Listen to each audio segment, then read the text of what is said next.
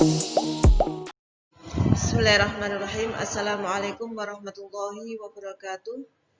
Kita berjumpa kembali dalam pertemuan daring pada saat ini mapel akidah akhlak.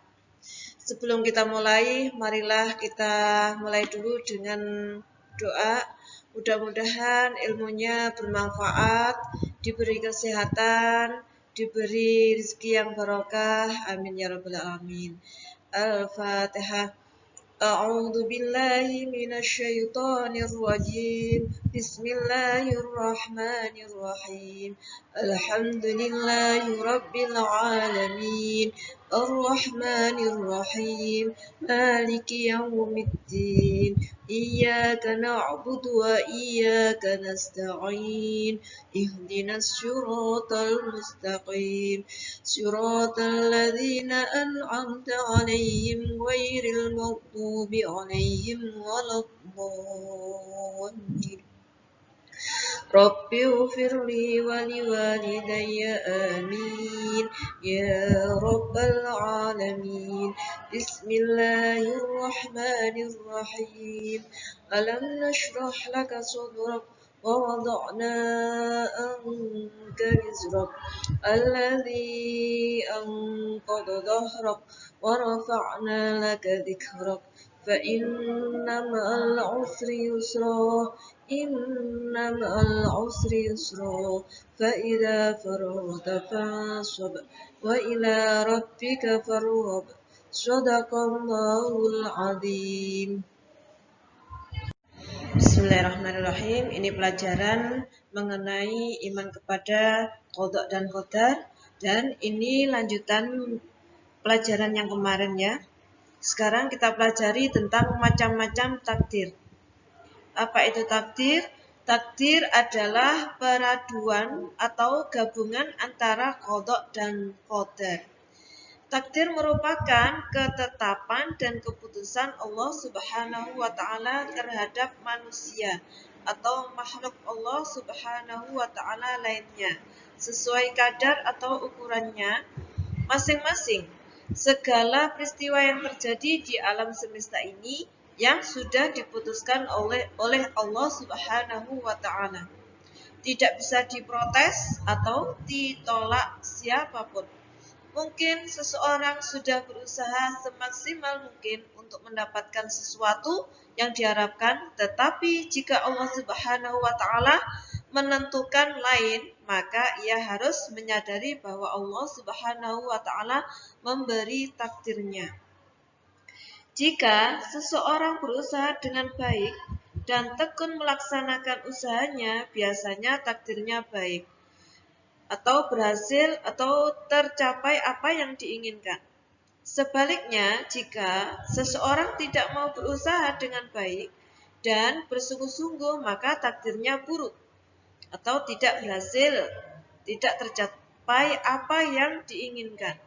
Jadi, ditakdirkan baik atau tidak biasanya sudah tampak dari usaha seseorang. Macam-macam takdir itu ada dua macam, antara lain. 1. Takdir mubram. Apa takdir mubram? Yaitu yang tidak dapat dibantah dan ditawar-tawar oleh manusia.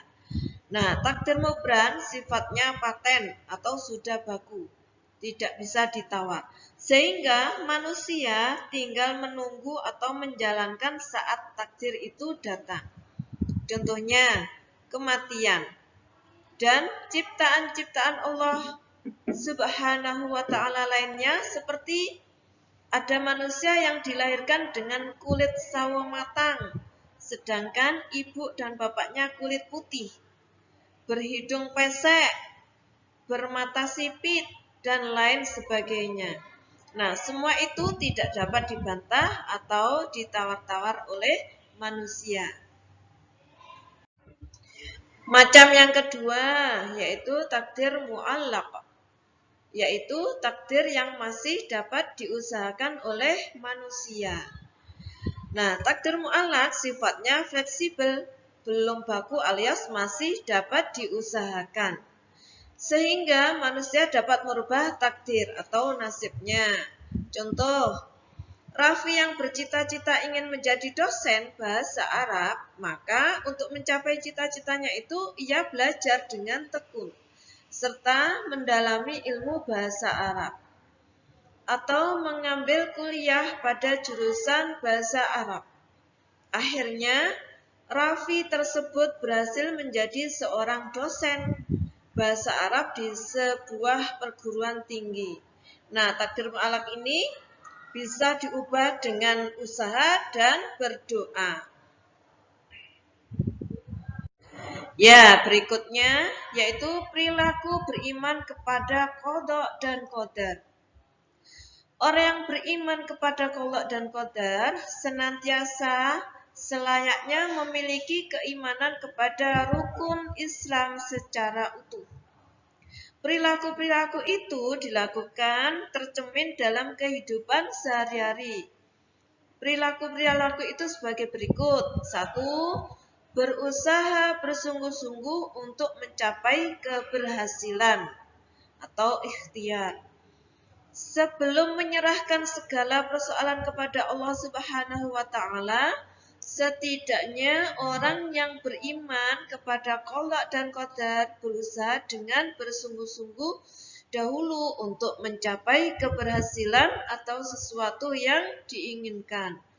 Meskipun Allah Subhanahu wa taala berkehendak lain, atas usahanya itu menandakan takdir Allah Subhanahu wa taala adalah yang terbaik buatnya. 2. Menyerahkan segala persoalan kepada Allah Subhanahu wa taala, yaitu tawakal. Setelah manusia berusaha sebaiknya, segala persoalan diserahkan kepada Allah Subhanahu wa taala. Nah, mengapa demikian? Karena manusia adalah lemah. Jadi tidak mungkin dapat mengatasi persoalan sendiri. Nah, selain itu, manusia perlu ketenangan batin.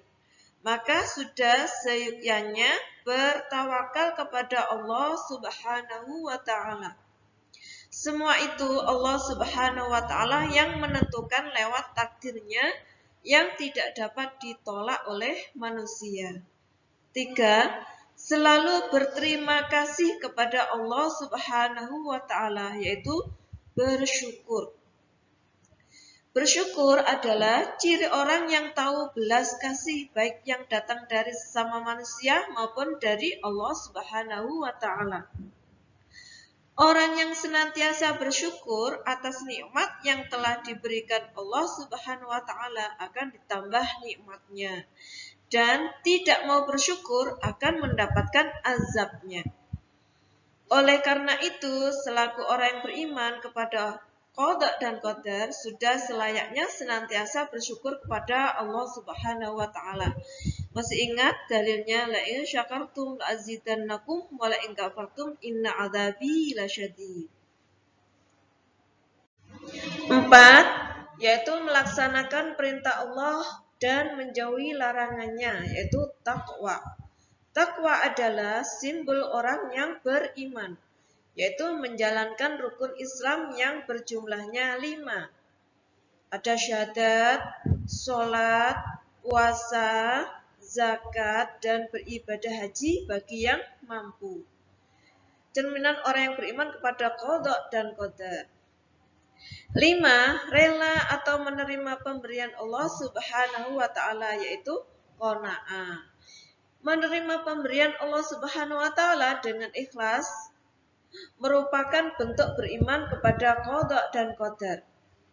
Kerelaan yang didasari sudah takdirnya dari Allah Subhanahu wa taala akan diterima tanpa sedikit pun mengeluh atau membanding-bandingkan dengan orang yang lebih beruntung. 6. Tahan godaan, yaitu sabar. Menahan segala sesuatu dari godaan nafsu duniawi juga merupakan perilaku orang yang mengimani adanya qada dan qadar. Dia menyadari di dunia penuh godaan dan ujian. Nah, biasanya sikap orang tersebut tidak mudah terpengaruhi oleh rayon dunia yang glamor. Sekian dulu ya anak-anak, sampai di sini. Saya mohon anak-anak nanti belajar mulai dari bab 1 sampai 4 itu nanti untuk ujian PTS-nya. Nah, belajar yang rajin. Sebelumnya kita akhiri dengan bacaan wal asri. Bismillahirrahmanirrahim. Al asri innal insana lafi khusrin illa alladzina amanu wa amilus solihat وتواصوا بالحق وتواصوا بالصبر صدق الله العظيم. Wassalamualaikum warahmatullahi wabarakatuh.